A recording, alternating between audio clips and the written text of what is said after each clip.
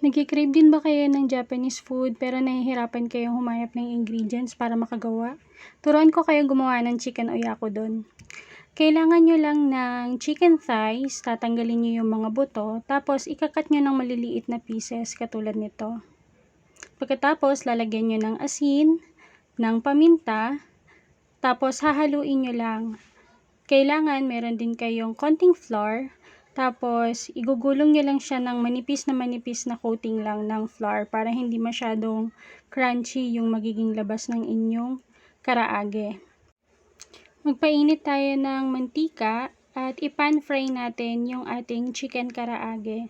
Kung hindi available ang chicken thighs, pwede rin kayong gumamit ng chicken breast, pero mas masarap talaga kapag tayo ang ginagamit.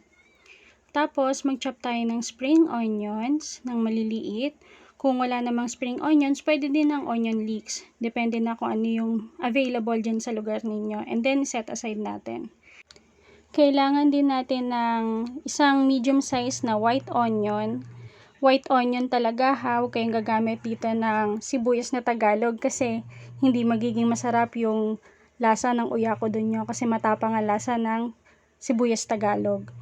Hatiin nyo lang siya sa gitna at pagkatapos, hiwain nyo lang siya ng maninipis.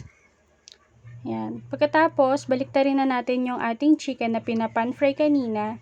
Hindi naman kailangan na sobrang crunchy nung inyong chicken karaage. Yung mag-brown lang siya, pwede nyo na siyang baliktarin. Pagkatapos, lutuin nyo naman yung kabilang side. Pag naluto na ang chicken, pwede nang hanguin at iset aside. Gamit yung same na pan, tanggalin natin yung mantika, tapos maglagay tayo ng 1.5 cup of water, kalahating beef cubes, tapos tunawin lang natin siya dun sa pan nang naka-low heat. Kapag kumukulo na, pwede na tayo mag-add ng 2 tablespoon of white sugar, 2 tablespoon ng soy sauce. Pagkatapos, haluin lang natin. Pwede na rin nating i-add yung ating white onion na slice kanina. Pagkatapos, hintayin lang natin maluto ng konti yung sibuyas bago natin i-add yung ating kaninang pinan-fry na chicken karaage. Ayan. Ihahalo lang natin yung pinaka-sauce hanggang sa ma-absorb ng chicken yung pinaka-sauce ng ating oyakodon. Then, nag-add din ako ng 1 kutsarang Maggi Magic Sarap. Tapos, kapag nahalo na siya, gumamit ako ng 3 slightly beaten eggs. Tapos, ibinuhos ko siya dun sa paligid ng ating sauce at ng chicken. So, ubusin lang natin yan lahat. Tapos, pwede na rin natin i-add yung ating mga kinat na spring onion sa ibabaw. Ayan. Pagkatapos, pwede na natin siyang takpan.